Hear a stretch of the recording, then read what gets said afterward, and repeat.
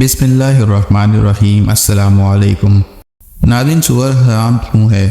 بچپن میں ہم نے بڑوں سے سن رکھا تھا کہ سور حرام ہے، لیکن جب بھی پوچھتے تھے تو کبھی وہ وضاحت نہ کر پائے کیونکہ ان کے پاس تحقیق نہیں تھی۔ صرف ایمان تھا کہ بس اللہ نے منع فرما دیا سور کے پالنے، اسے کھانے اور اس کے جسم سے بنی کسی بھی چیز کے استعمال سے۔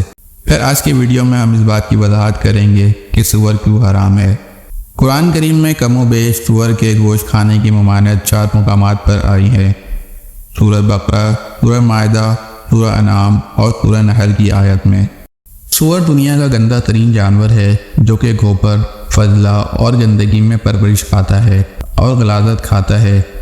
غیر ترقی یافتہ اور غیر اسلامی ممالک میں اکثر دیہات میں لیٹرین نہیں ہوتی اور کھلی جگہوں پر لوگ رفع حاجت کرتے ہیں، تو اسی غلاظت کو ختم کرنے کے لیے اس کو پالا جاتا ہے۔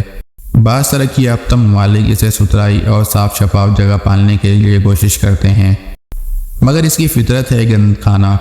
یہ اپنا اور اپنے دوسرے ساتھی جانوروں کا بھی گوبر کھاتا ہے۔ یہ دنیا کا سب سے بے شرم ترین جانور ہے جو اپنے اور دوسرے ساتھی سوروں کو بھی اپنے ساتھ سورنی کے ساتھ جنسی افعال کرنے کی دعوت دیتا ہے۔ اکثر آپ نے مغربی ممالک کے وہ افراد دیکھے ہوں گے جو کہ سور کا گوشت کھاتے ہیں اور اکثر ڈانس پارٹیز کے دوران اپنی بیوی کا تبادلہ اپنے ساتھیوں سے کرتے ہیں۔ ناظرین، سور کے گوشت میں کم از کم 70 بیماریاں ہیں۔ اس کو کھانے والے کے معدے اور آنتوں میں کئی قسم کے کیڑے پیدا ہوتے ہیں، مثلاً روئن ورم، پن ورم اور ہک ورم۔ ان میں سب سے زیادہ خطرناک ٹینیا سوریم ہے، جسے عام طور پر کدو دانہ کہا جاتا ہے۔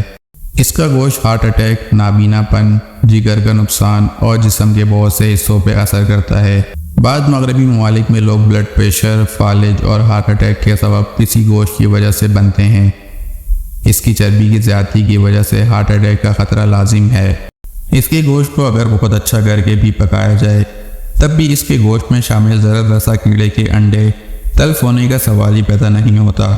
سبحان اللہ، کیا پیارا دین اسلام ہے جس میں انسانیت کو نقصان پہنچانے والی ہر مضر چیز حرام کی گئی ہے۔